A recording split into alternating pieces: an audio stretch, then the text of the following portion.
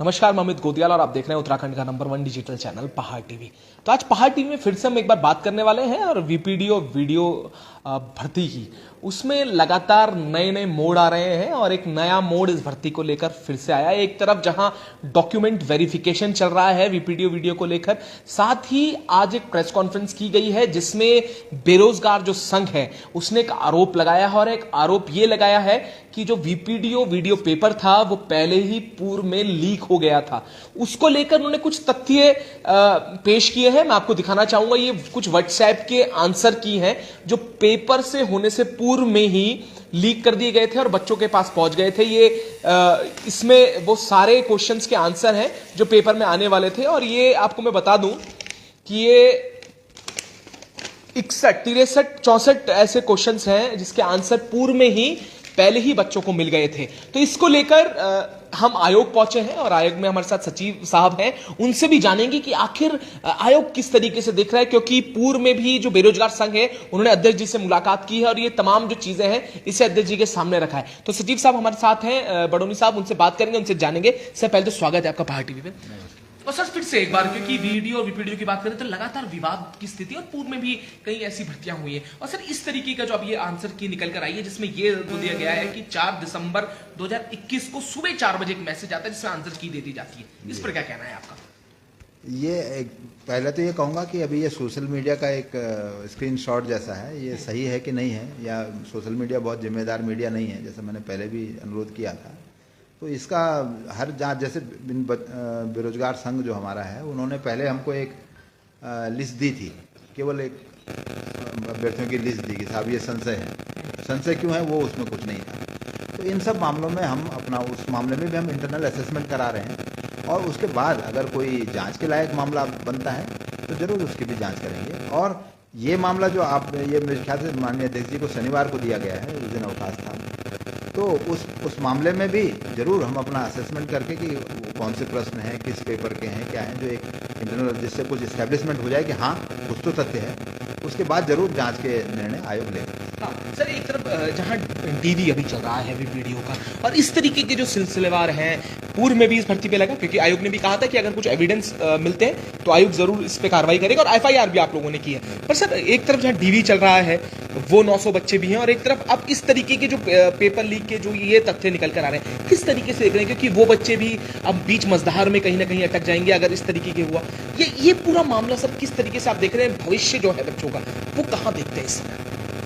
इसमें कोई कठिनाई नहीं है, क्योंकि जो भी मामले उन्होंने दिए, एक लिस्ट पहले दी है, तो वो बहुत ही सीमित संख्या है और जरूरी नहीं कि वो सब बच्चे किसी गड़बड़ी में इन्वॉल्व हों। अंतिम रूप से जो भी बच्चे चिन्हित होते हैं, अगर पता लगता है कि कोई होता है, और बाकी फिर अंतिम जांच के बाद ही होगा, जो वैज्ञानिक जांच होगी, जो साइबर सेल या जो भी एजेंसी को आयोग तय करेगा, उसके बाद जो जांच होगी तो पता लगेगा कितने लोग। अदरवाइज अधिकांश लोग, मैं समझता हूँ कि अपने ओपन सिलेक्शन से, अच्छे सिलेक्शन से आए हैं और मेरिट पर आए हैं, तो उन लोगों को इससे कोई कष्ट नहीं होना चाहिए, क्योंकि पहले भी हमने ऐसा सेग्रीगेशन किया है, फॉरेस्ट गार्ड में किया और एलटी में किया है, उनको अलग करते हुए हमने सिलेक्शन किया। तो सर अभी जैसे डीवी के लिए बच्चे आ रहे हैं तो क्या आयोग अपने स्तर से, क्योंकि विवादों में कहीं ना कहीं आती है, तो अपने स्तर से भी कुछ उनकी जांच कर रहे हैं या कुछ ऐसे क्रॉस चेक कर रहे हैं? क्योंकि सवाल ये उठते हैं कि कई बच्चे ऐसे थे जो पेपर जिन्होंने निकाला है वो आंसर्स के जवाब नहीं दे पा रहे थे, उनसे कुछ सवाल के कई बार ऐसे फेसबुक में, जैसे आपने कहा कि जो सोशल मीडिया है उसमें वायरल कई चीज़ें वीडियोज़ हुई हैं। कई बार ऐसा आया है कि प्रधान निकल कर आया है, कोई दुकान चला रहा था, कोई ऐसा आ रहा था कि 1 महीने पूर्व उसके 36 नंबर थे, 1 महीने बाद उसके 80 नंबर आ जाते हैं। तो इस तरीके के जो तथ्य निकल कर आ रहे हैं, तो उसको लेकर क्या आयोग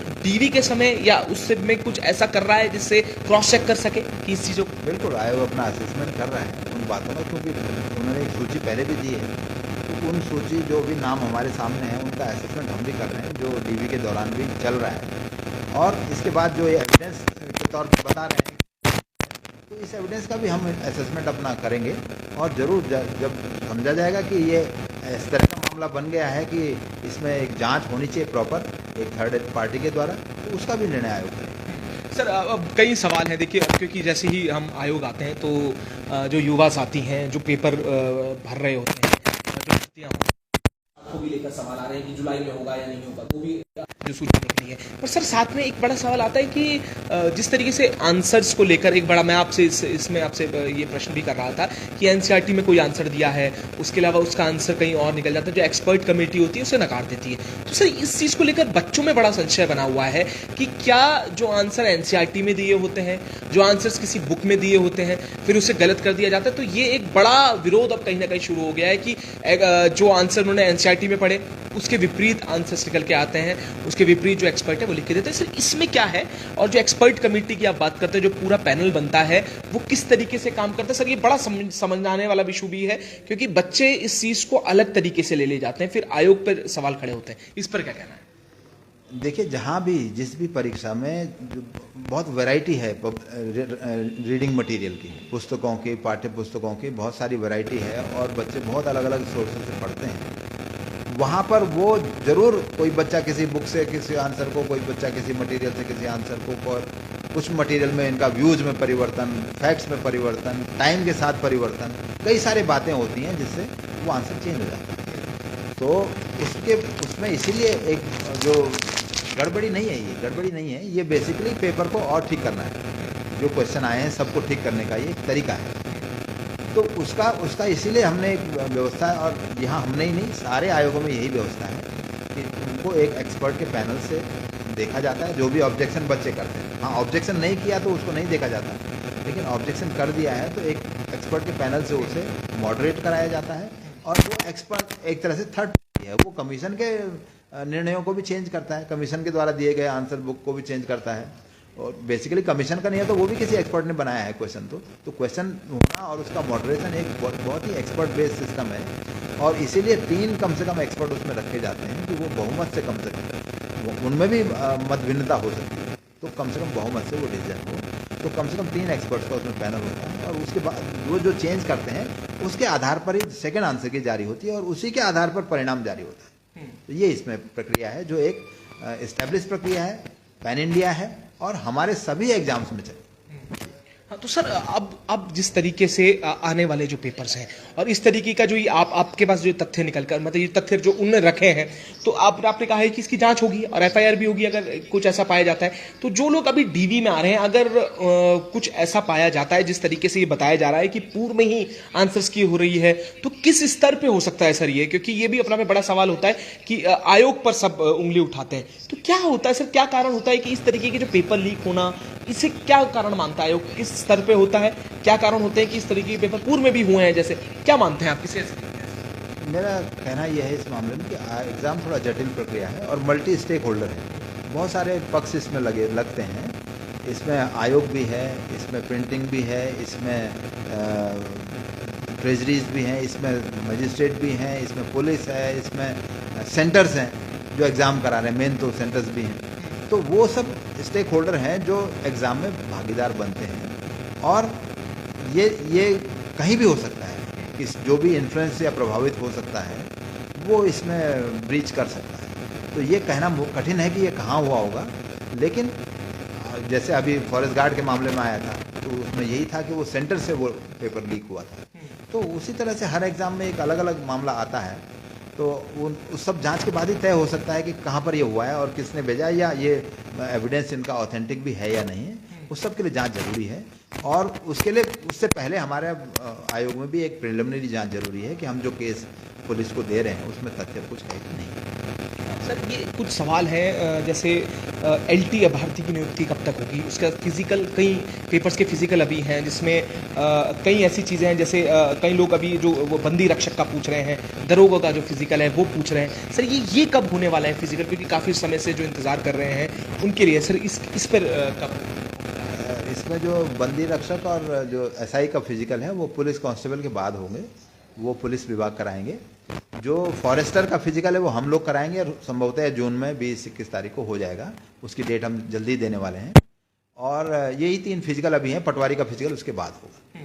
सर वन दरोगा जो है उसका फिजिकल भी अभी? हाँ, जून में हम उसको प्रस्तावित कर रहे हैं, जल्दी उसकी डेट देंगे, उसकी डेट जल्दी आने वाली। सर अब जैसे लगातार जो ये देरी हो रही है फॉरेस्ट गार्ड का एक एग्जाम की बात आपने जैसे बताई और जून में जो फिजिकल की आपने बात की है, तो सर इसको लेकर क्या कोई अब जैसे एक कैलेंडर बनाया जाता है सर, तो उसको लेकर भी बच्चों में ये रहता है कि जो कैलेंडर जिस तरीके से कोई पेपर आईबीपीएस का जैसे पेपर होता है तो उसमें पर्टिकुलर कैलेंडर निकलता है, उसके अनुसार पूरे पेपर कराए जाते हैं। पर एसएस यूके ट्रिपल एससी में ये रहा है कि जो तारीख दी जाती है उसके बाद जो डिले बहुत होता है, तो उसको लेकर भी आयोग क्या काम कर रहा है कि कैलेंडर जिस तरीके से बनाया जाए तो टेंटेटिव डेट के हिसाब से एग्जाम जो है वो टाइमली हो जाए, उसको लेकर क्या कहना है आपका? हम लोग ऑलरेडी कैलेंडर जारी कर चुके हैं, सितंबर तक का हम कैलेंडर जारी कर चुके हैं।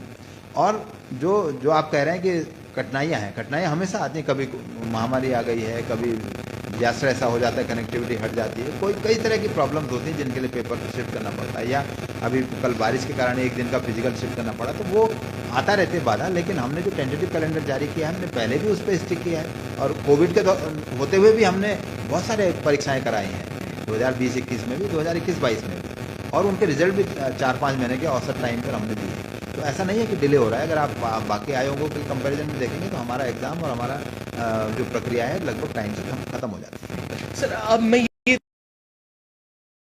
लेकर एक जो छवि होती है वो कहीं ना कहीं समाज में और पूरी सोसाइटी में गलत छवि के रूप में आ रही है।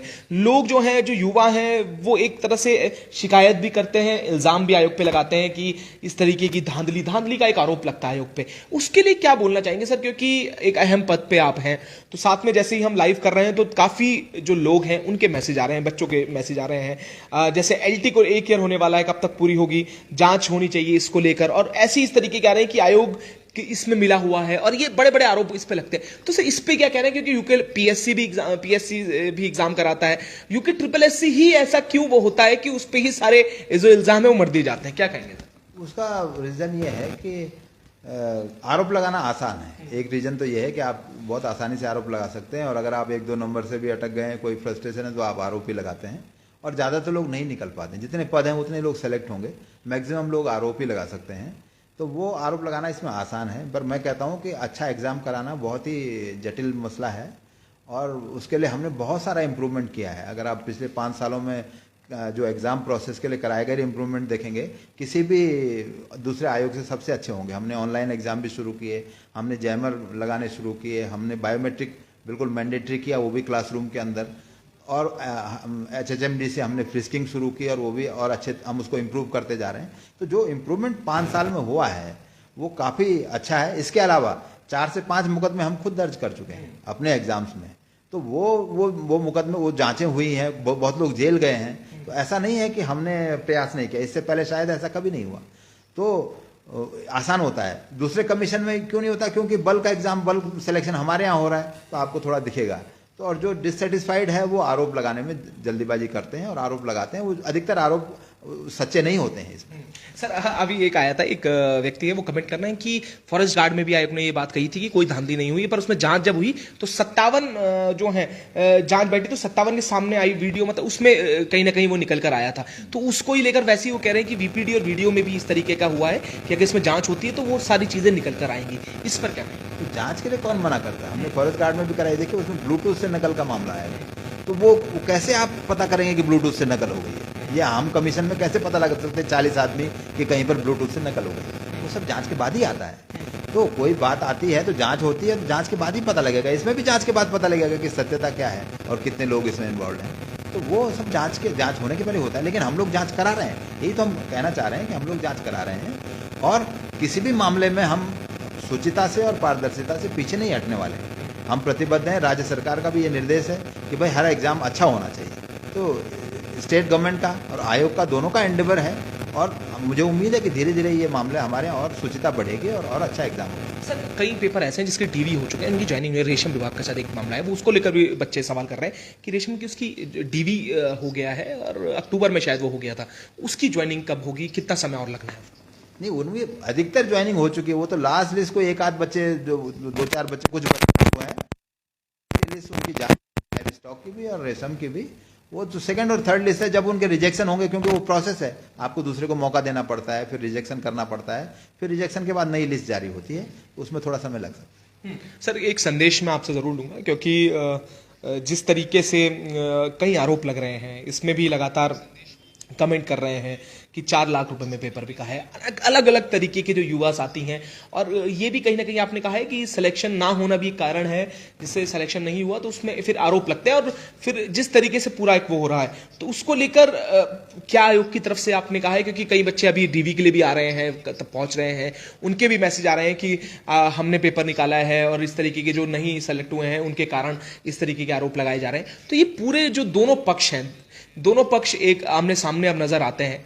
एक तरफ वो पक्ष है जिसमें लाखों लोग हैं, लाखों बच्चे हैं जो सिलेक्ट नहीं हो पाए, और एक तरफ वो है जो 900 के करीब जो बच्चे हैं जो सिलेक्ट हुए हैं। तो उन सबको मैसेज क्या देंगे, और जो जांच है उसको लेकर भी क्या कहना है? मेरा कहना क्लियर है कि आयोग जो है परीक्षा को अच्छे से अच्छे कराने की कोशिश कर रहा है। ये सब बच्चे जानते हैं जो मेहनत कर रहे हैं, और बाकी मीडिया जानता है, दूसरे लोग जानते हैं कि हमने कितने प्रयास किया है इसे ठीक करने का, हम आगे भी करेंगे। जहां तक ऐसे इंसिडेंट का बात है तो वो जांच के बाद ही पता लगेगा कि एक्चुअल कितने बच्चों का मामला हुआ, या कोई मामला हुआ भी है या नहीं हुआ है। तो इसके लिए अभी कहना जल्दी है। तो हम इसमें ये इंटरनल असेसमेंट अपना करने के बाद जरूर जांच का निर्णय लेंगे। अगर कोई मामला बनता है कि ये मामले में इतने लोगों का जांच होना चाहिए, ये लोग थोड़ा लग रहा है कि संदेह है, कुछ भी बात है, तो जरूर जांच का निर्णय लेंगे। और हम प्रतिबद्ध हैं कि हम मामले में, हर ऐसे मामले में जिसमें कोई शिकायत आ रही है या रिस्पॉन्सिबल शिकायत है, जिम्मेदार बात आई है, तो हम उसकी जांच कराएंगे। और जांच के बाद जो भी होगा उसके लिए भी हम हमेशा जो मैक्सिमम जो प्रोसेस है उससे हम कार्रवाई करेंगे उनके खिलाफ जो गलत कर रहे हैं। सर मतलब एक ऐसा उदाहरण भी कहीं ना कहीं आयोग में जो पाया जाता है ऐसे दोषी, तो ऐसी कठोर सजा उसे होनी चाहिए कि आगे से वो ऐसा ना करे, या उस सोर्स तक हम पहुंच सके जिस सोर्स से ये ब्रीच हो रही है। तो इसको लेकर भी स्ट्रैटेजी कुछ ऐसी बनाई जाए, या कुछ कानूनी दंड ऐसे बनाए जाए जिसको लेकर फिर दोबारा से ये रिपीट ना हो, क्योंकि ये बड़ा जरूरी हो चुका है। आयोग ने अभी पिछली बैठक में इस पर विचार किया है कि इसको आगे हम प्रोसेस को कैसे ठीक करें, और अब जल्दी हम इस बारे में बताएंगे कि आयोग इसके, अभी कुछ समय लग सकता है हमें उन बातों में डिसीजन करने में, लेकिन हम ये फ्यूचर के लिए और भी अच्छा प्लानिंग करने की सोच रहे हैं, जिससे कम से कम ब्रीच हो सके और ब्रीच की संभावना को खत्म किया जा सके। ठीक है, बहुत शुक्रिया सर समय देने के लिए, और ये बड़ा अहम है।